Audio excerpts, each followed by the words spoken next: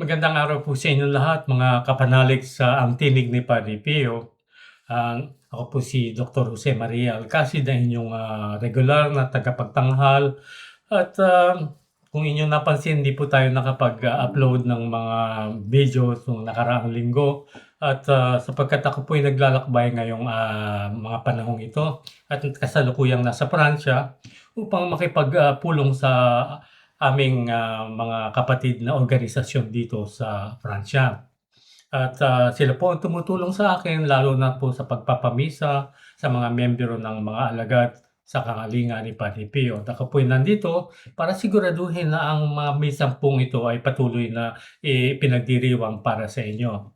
Kaya susubukan ko pong makapag-upload sa mga darating na linggo, ngunit palagay ko'y mahirapan po ako pero susikapin ko po. Sapagkat ako dito'y mananatili hanggang sa ika-10 ng Enero.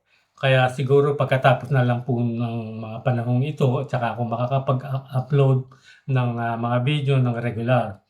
Ngunit titingnan ko po kung magkakaroon po ako ng pagkakataon ay akin pong i-upload ang ilang pang mga video. Palagay ko mga 1 o 2 na lamang po ito sapagkat siyempre ako po'y makikilahok sa pagdiriwang ng kapanganakan ng ating Panginoong Hesukristo dito at sa darating na bagong taon. Kaya iyan lang po ang aking mensahe na nais na iparating sa inyo na naway maunawaan po ninyo.